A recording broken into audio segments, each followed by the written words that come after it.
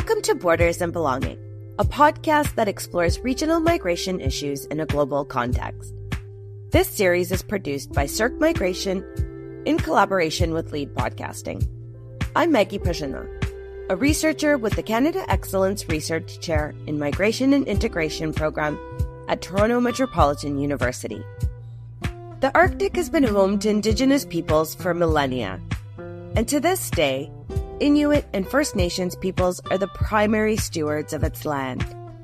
In the past few centuries, settlers have been drawn to the Arctic's remote wilderness, majestic landscapes, and ample resources. In order to better understand migration to the region, we need to examine resource booms, climate change, and global market forces.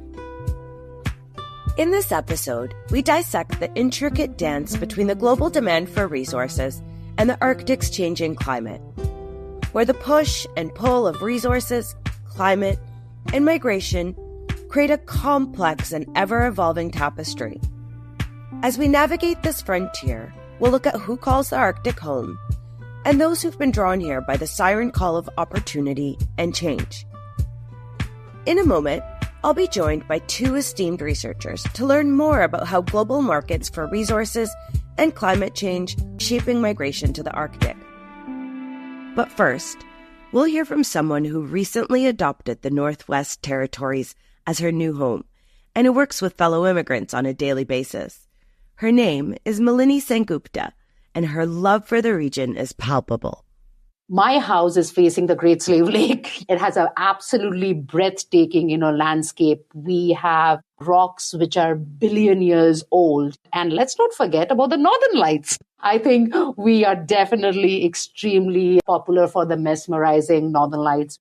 Malini originally immigrated from India to British Columbia in 2011, where she lived between Vancouver and Victoria for 8 years. The comforts of city life made it somewhat easy to adjust to life in Canada, but Malini missed being part of a close-knit community, like the one she had back home. So in 2019, she decided to move to Yellowknife, and she's never looked back. A lot of immigrants, we come from a collective society. And collective society is where all the communities have come together. Yellowknife is amazing. I love Vancouver and Victoria, don't get me wrong. I loved hiking and biking, but I felt at home the moment I moved to Yellowknife. I had a fantastic opportunity. My friends are from Lutsuke and from Deta and from Bechiku, and my roommates, they're Indigenous, and this was a fantastic opportunity for me to have that first-hand work and living together with them. Malini works as a coordinator at the Yellowknife Immigration Partnership, where she helps bridge gaps and create opportunities for newcomer immigrants. Frontline workers are basically a language school where people come and learn English and French. Then our frontline workers, settlement services, people who are helping immigrants, immigrant families to get into school, community connect. They also understand in the ground what are the challenges are. Over the course of her time in this role, Malini has seen folks immigrate to the north for a range of reasons. Some, like her, are looking for a better work-life balance than they have in southern Canada. Others come for economic opportunities, whether they be in mining, at an army base, or in professions they may have been trained for in their countries of origin. Sometimes down south, a lot of qualified skilled workers, have to do semi-skilled work. But up north, we have really, really good position and getting relevant job in their field, sense of belonging, sense of achievement and translating their work experience and their education in the field they want to be. These opportunities have unfortunately been met with a fair share of challenges in these past few years. Between the onset of the pandemic and then a series of natural disasters, newcomers have had an extremely challenging time, not only arriving in the north, but also having the economic means to stay. In the recent years, 2020-22 was COVID. And then between COVID, we had flood. And then we had the wildfire. So what was happening is the newcomers are leaving definitely down south because can you imagine when your border is closed, let's say you are a newcomer and you're an immigrant, you have to do a language test. And during that time, COVID, we did not have all the language tests out here. But during that time, when your border is closed and you get out of, Northwest Territory, once you come in, you have to quarantine for 2 weeks. So 2 weeks when you are on a hourly wage, you lose your money, and what had happened is due to the wildfire, it has been very, very smoky, and it is an additional challenge for the vulnerable population, including, children and elderly. While the reality on the ground has been challenging for the past few years, Malini is seeing some forward movement, and she's hopeful that between local and federal support, both newcomers and lifelong residents of the North can begin to live more comfortable lives. Right now, we just came out of it, so we are still assessing the situation, and the government is stepping up in order to support the small and mid-sized businesses, but we definitely need much more support from the federal government in terms of, reviving this community. Many thanks to Malini Sengupta for sharing her experiences as an immigrant and as a coordinator at the Yellowknife Immigration Partnership.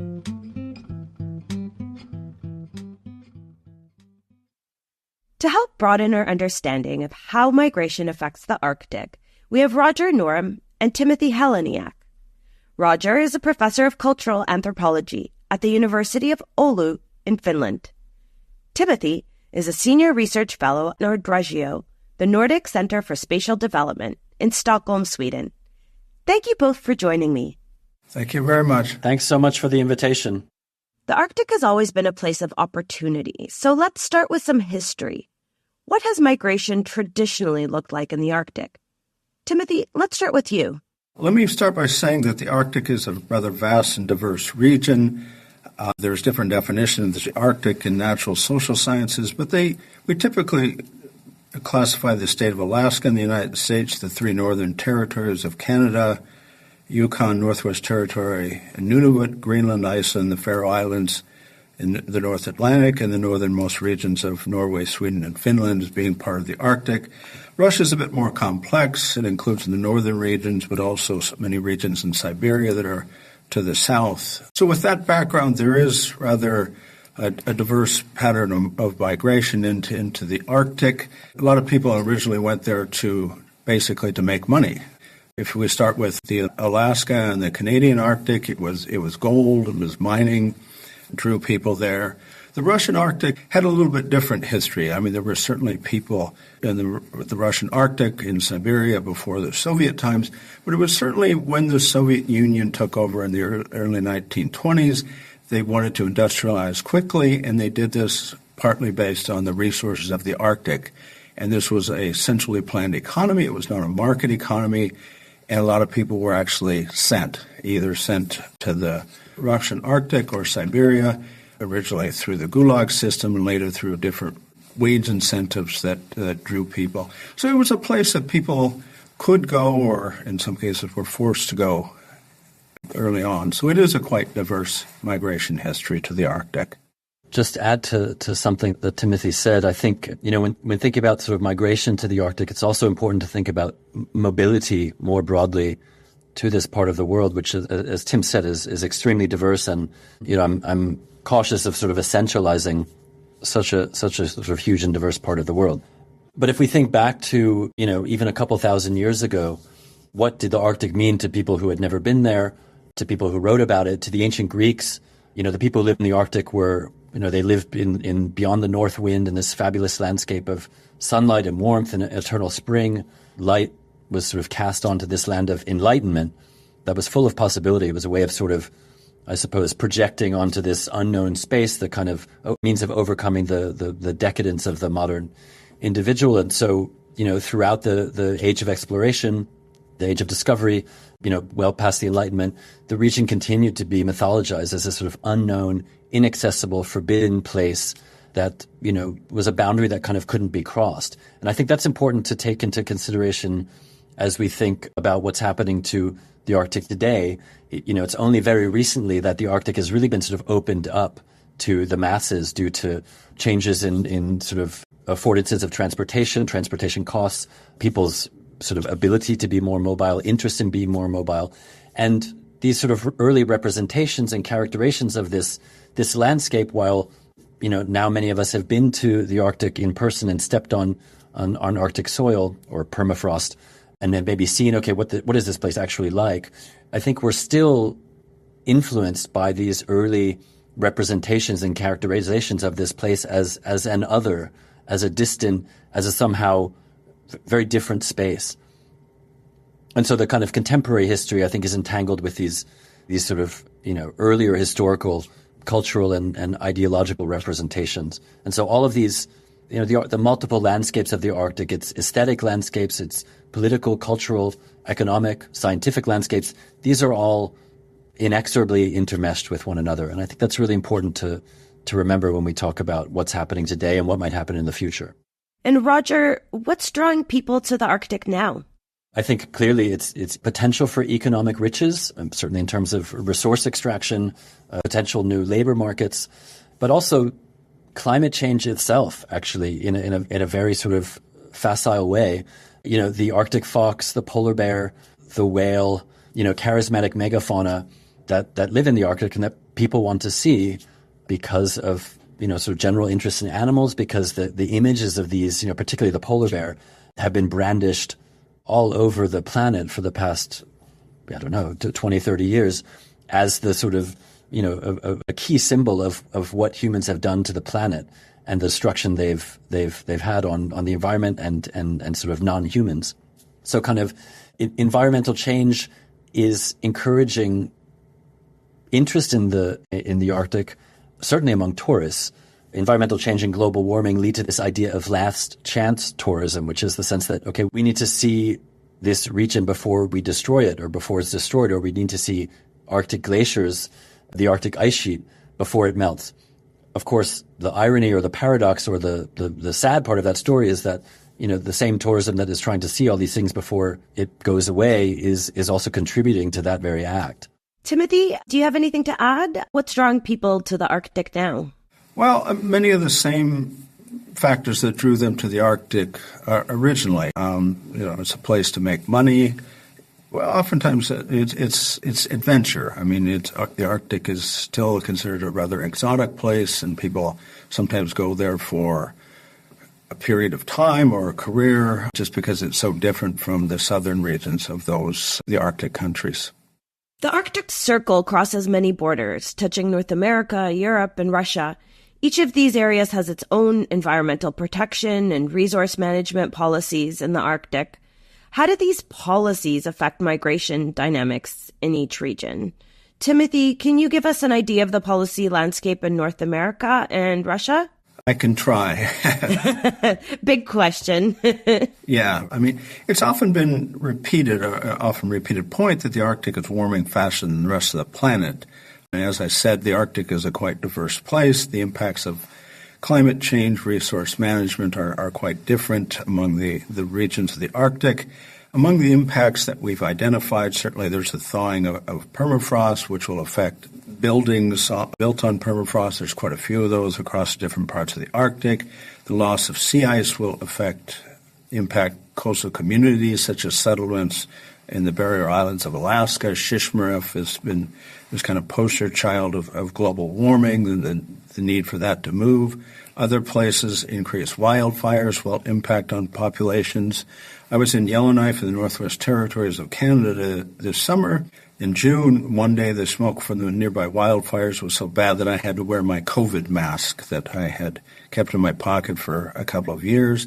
But a month after I left, the entire town of 20,000 people had to be evacuated to southern Canada. With those differences in climate impacts, there are certainly differences in migration patterns. Hard to figure out what all of them will be. Roger, can you help us understand the EU context? Sure. In 2021, the EU came up with a comprehensive policy framework for the Arctic region, which it extremely inventively called the EU Arctic Policy. Lots of Arctic countries did this on their own. My own university has just actually released its own Arctic strategy. So this is something that, there's a lot that's been written about. The kind of first, I think, and most important point that the EU wanted to take a stance on was climate change and environmental protection, and they emphasize the need for climate action and protecting the environment in the Arctic. The EU wanted to support measures to reduce greenhouse gas emissions and promote sustainable development in the region, combating the effects of climate change, including the melting of Arctic ice and its global implications. And I think it's also important to remember that we're talking about a region, and actually a comparatively fairly underpopulated region if we compare it to other regions in the world. But the kind of global implications of this region are extremely critical, both in terms of what, climate-wise, the Arctic is often a sort of benchmark and a poster child for climate change, a bellwether for sort of seeing what's going to happen to the rest of the planet. And because the Arctic is so much in the public eye, I don't know, past, let's say, 20 years, it's a hotspot in many different senses. So the EU, looked at climate change, environmental protection, also took a stance on sustainable development, think about sort of environmental and economic and social aspects. And one of the things that the EU has tried to do is to try to generate or increase or improve cooperation among Arctic states and indigenous peoples to promote responsible economic activities, developmental activities, while also preserving the Arctic's fragile environment. And the EU is also looking at other things like research and science, trying to sort of encourage more and more diverse science, including social science and humanities research, which is often forgotten about when we're thinking about sort of climate science, the sort of social aspects of biodiversity loss and how sort of societies respond to these things. So this is sort of the main things that the EU is trying to do, is to sort of create, generate awareness. Can you tell me about the connection between changing resource availability and migration trends in the Arctic? Timothy, how do resource booms and busts influence migration patterns? Thank you for that question. It's oftentimes stated that there are three pillars of the Arctic economy. The first is resource extraction. The second is government. There's oftentimes been larger government transfers to northern territories than elsewhere. And then third is the indigenous population. And we've seen across the Arctic, places like Alaska, there wasn't many people after the United States bought Alaska from Russia. In 1867, in the early 1900s, there was a discovery of gold, large influx of people. That kind of tailed off soon after that. Same was true in the Yukon Territory. The discovery of gold brought a lot of people there. And a place like Alaska has gone through these booms and busts in terms of the number of people, with the discovery of oil, the building of the pipeline, the finishing of the pipeline. And the same is true in Russia today. The places that are growing in terms of population are the two regions, the Khanty-Mansi and Yamal-Nenets regions of West Siberia. These are the oil and gas regions. Populations there still grow, and they have most of the other regions are declining. But one other area that we kind of haven't mentioned is the military. There's been a large military presence in the Arctic. Certainly in Alaska, there was a large building of bases, drawing a lot of people to Alaska. After the Cold War ended, a lot of people left those regions. I would assume the same trend took place in Russia, the Russian Arctic, and I know it's taken place that after the Cold War, closure of bases, a lot of people left places in northern Sweden, northern Norway, etc. The North has captivated imaginations for generations. This attracts a different kind of influx to the local population, tourists. Roger, you've written about tourism in the Arctic. Can you tell me what effects the flow of tourists has on northern communities? Sure. Now, this obviously depends on where we're talking about. Tourism in northern Russia, tourism in northern Norway, and tourism in Alaska these are very different types of tourism, very different types of activities, different infrastructures. But generally speaking, tourism in the Arctic has both positive and negative effects. And its impact can really vary depending on the scale and type of tourism, as well as how it's regulated or how it's managed. So some of the obvious positive effects, certainly economic benefits. Tourism can provide a significant economic boost to Arctic communities that may be suffering due to, say, outmigration, changes in agricultural practices. And it can very simply create jobs in different sectors: transportation, hospitality, guiding, And these can help diversify local economies.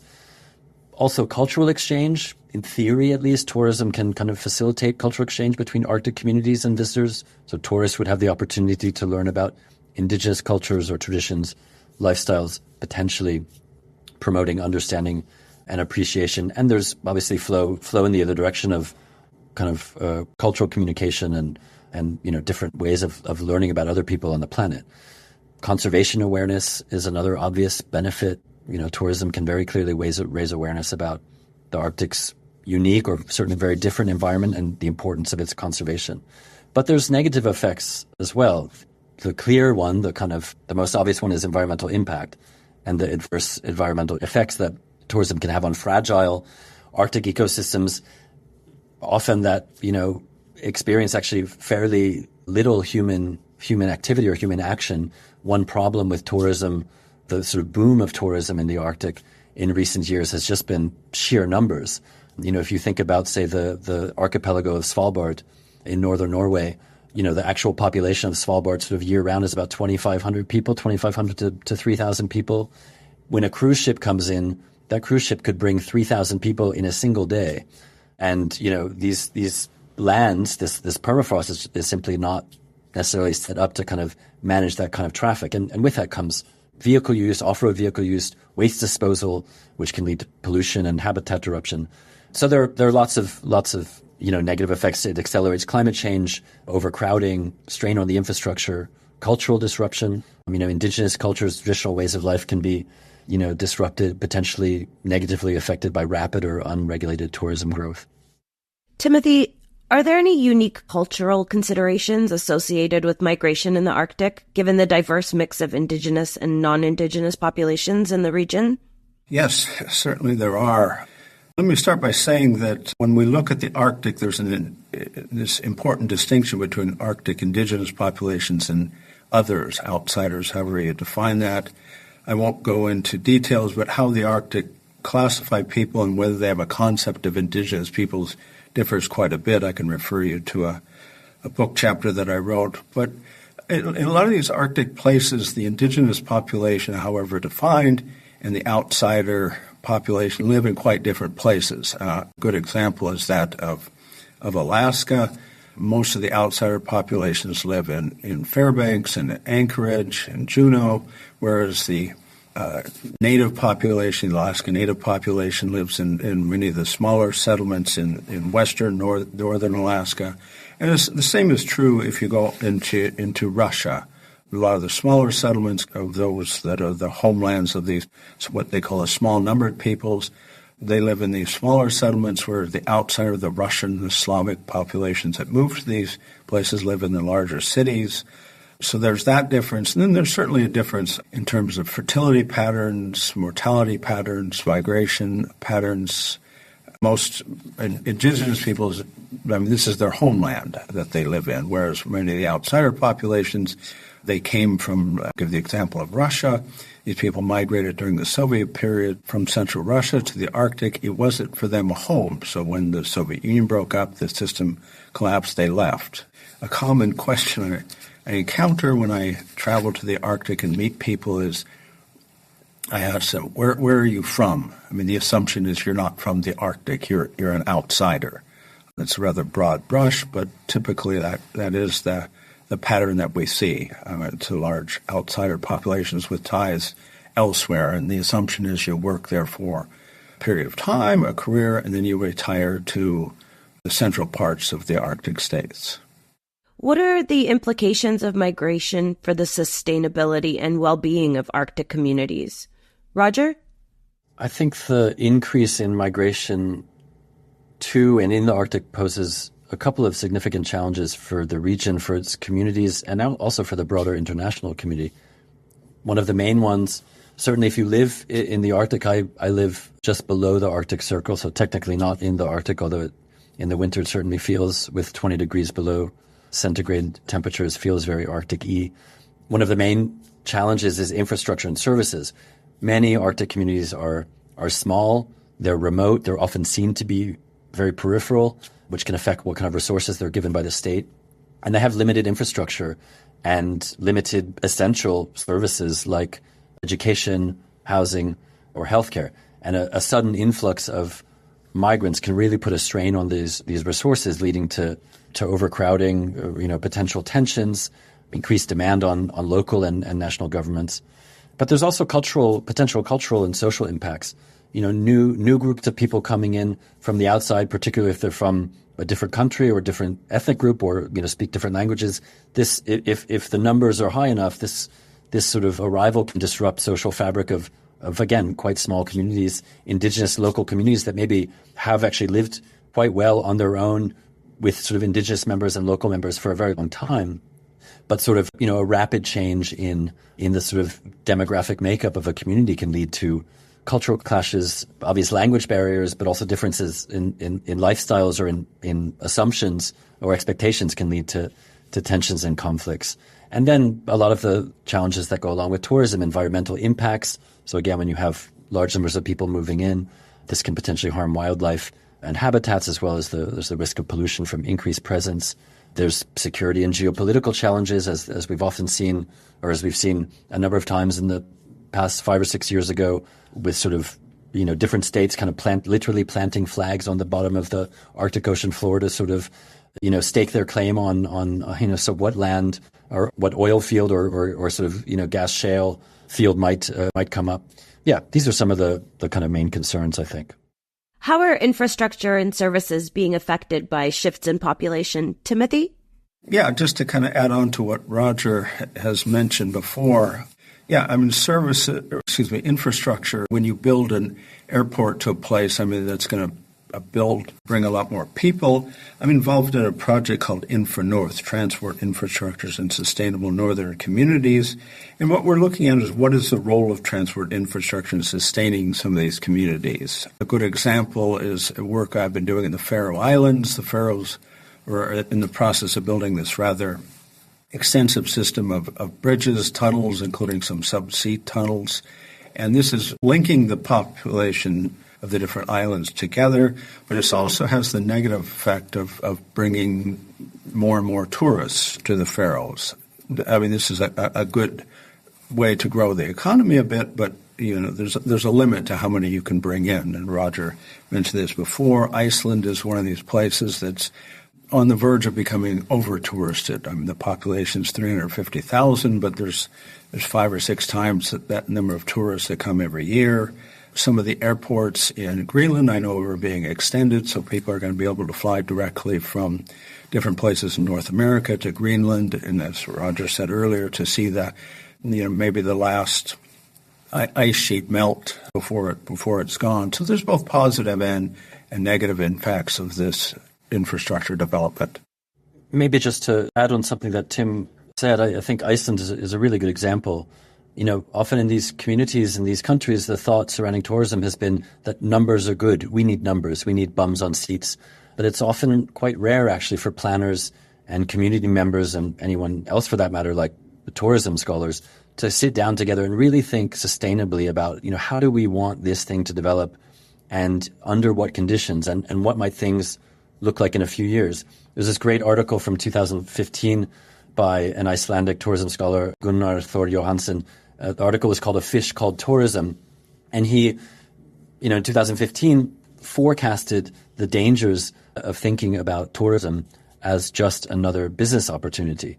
Iceland is a small country. It has a fragile landscape.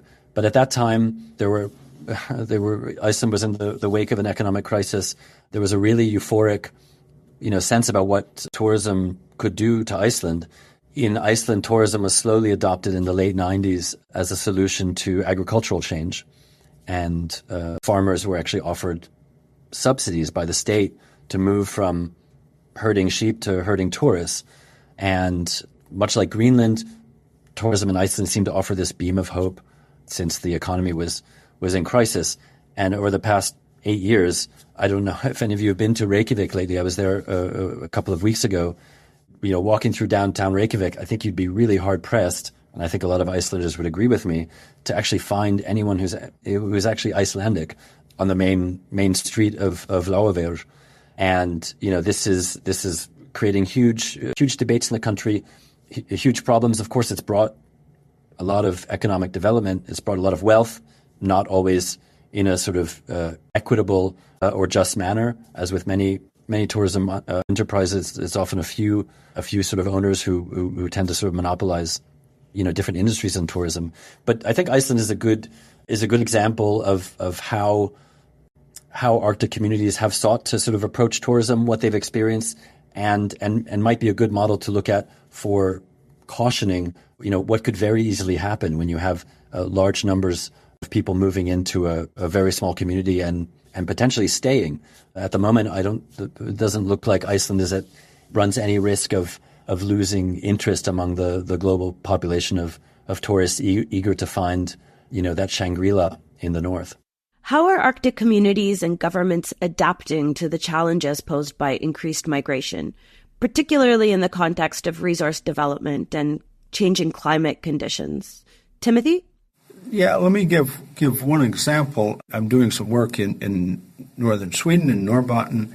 This is a place that has abundant energy, so it's attracting a lot of different industries. Data centers are located there.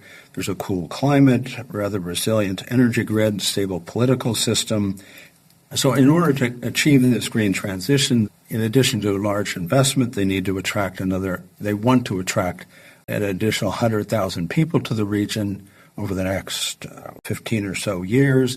This is a region that right now has about 240,000 people. So adding another 100,000 people would be rather a large population increase. People in southern Sweden show a rather large reluctance to move to northern Sweden. So a lot of this labor will need to come from abroad. And so with all the issues around the integration of people in a place like Sweden, where Roger was talking before about Iceland and the tourism in Iceland. Iceland 30 years ago in the 1990s had about 2% foreign-born people. It was a rather insular place. Everybody spoke Icelandic to each other. Right now, the foreign-born population is about 20%. So in the course of 30 years, the foreign-born population has gone from 2 to 20%. So this is having a rather dramatic effect on the population. Like Roger said, it's rather hard to find people speaking Icelandic in Iceland today. I think with respect to resource development, it's really important. Tim was speaking about Norrbotten region in northern Sweden. This is a region that has been at the center of many debates on not just on indigenous rights to land, but also mining, resource extraction. There was a big to-do about a decade ago when the CEO of a mining company, foreign mining company, Beowulf Mining, was asked what local people would say about his mining project in Gallok, Sweden. This is a small community outside of Jokkmokk in Norrbotten. The mine that was proposed at the time was highly, highly controversial. It was a plan to exploit one of the largest unexploited iron ore deposits in Sweden. And the CEO showed this kind of prototypical photograph of a landscape of Lapland, barren, remote, no people in the image. And he was asked, what would local people say about this mining project? And he answered, pointing at this photograph, what local people?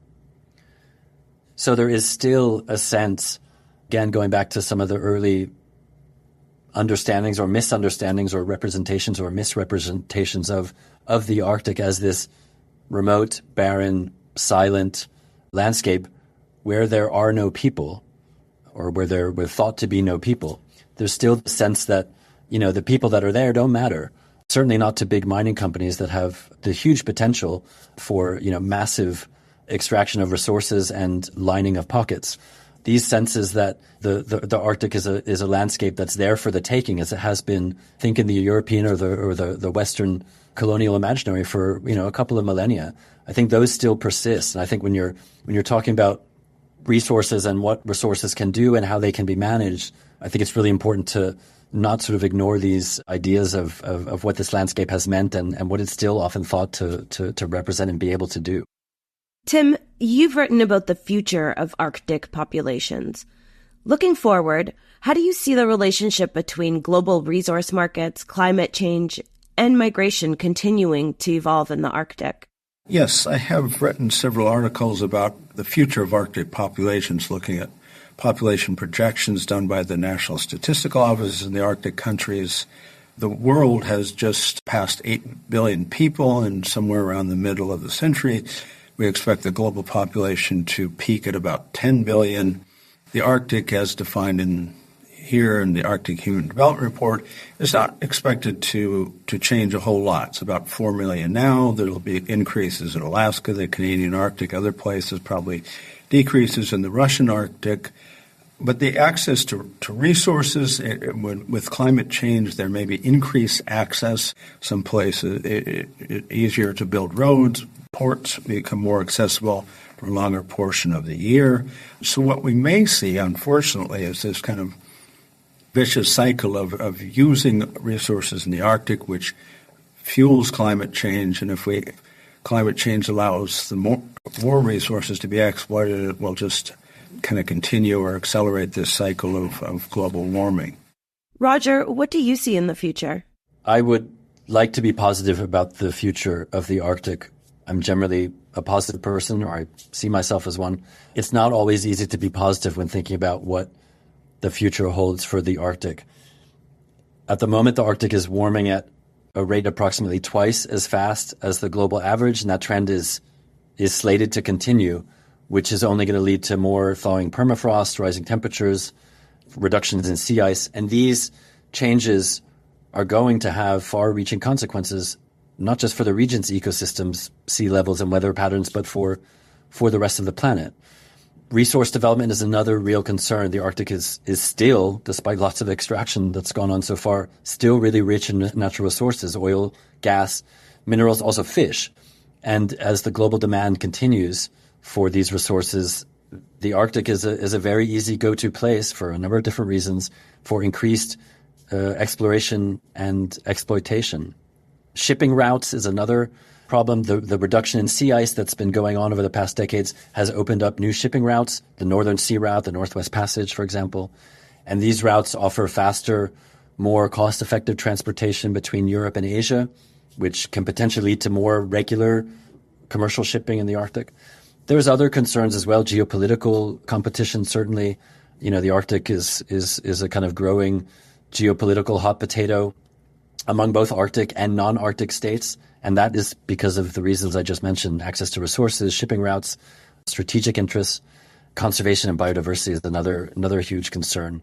For me, what all these things lead to is the hope that local art communities and national state governments can work together with universities, with scientific institutions, to do collaborative, respectful, mindful, impactful research. This is often called sort of participatory research or respectful citizen science, where you have scientists working with local citizens to not just to gather data, but also to think about the questions that should be asked, not just thinking about how to solve the problems, but actually before a research project is carried out, to actually for scientists and local politicians and indigenous members of the community to sit down and think about what the questions that should be asked by the research should do.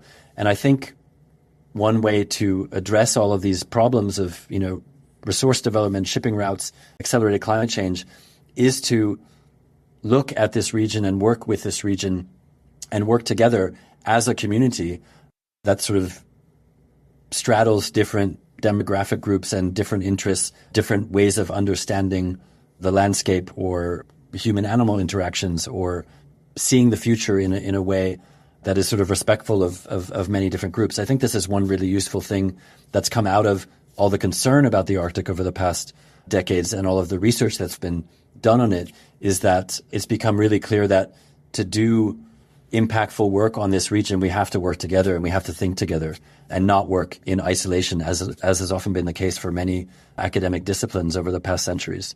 I fully agree with everything Roger just said, but let me add one point that pertains to this war that Russia's conducting in Ukraine. It appears that there's no immediate end in sight, and so Russia is becoming isolated somewhat economically and also internationally in terms of Arctic research, Arctic policy. It was recently suspended from the Arctic Council. And this is rather unfortunate because so much of the Arctic lies within Russia. Non-Russians are having a difficult time getting into Russia and even more so traveling to different parts of the Russian Arctic. I mentioned I was involved in this project called newcomers, which examines the impact of permafrost thaw. And we've lost the last 2 field seasons looking at the impacts of permafrost thaw in parts of the Russian Arctic, and we lost several before that because of the pandemic. So it's becoming increasingly difficult to collaborate with a lot of our Russian colleagues at a time when we should, as Roger said, be collaborating with these people. I hesitate to reach out to some of my Russian colleagues because I don't want to get in trouble because they have contact with foreign agents. That's what Russia labels people like myself. So I agree with what Roger said. It is important to collaborate at this kind of crucial time, but it's becoming increasingly difficult to do so. I agree that it is a real shame for science that so many academic research projects that had Russian partners had to drop them. I had 2 projects myself. One of them, kind of ironically, was funded by the Nordic Council of Ministers, Nordic Working Group on Biodiversity, and it was a partnership with the University of Oulu, NTNU, Trondheim in Norway, and Petrozavodsk State University. The project was called EnviroCent, Teaching Environmental Practices Across Borders from Center to Periphery. The project we thought of in 2019, in 2022, it basically fell apart. We had to lose our Russian partner. But the entire idea of that project was to get beyond these political or these geopolitical borders, also these linguistic and cultural and social borders, to think about the Barents Sea region as a kind of communal space that sort of symbiotically is a part of sort of the lives of everyone who lives in this region. And the entire aim was to look beyond these borders, which are set up by states, which are often established by funding agencies, and which are sort of reproduced in a lot of the scientific work that goes on that tends to sort of fall on sort of national or let's say regional, by which I mean EU lines, and Russia has often been left off of that. And this funding was actually intended to get beyond that. And then what happened? The aggression against the Ukraine began.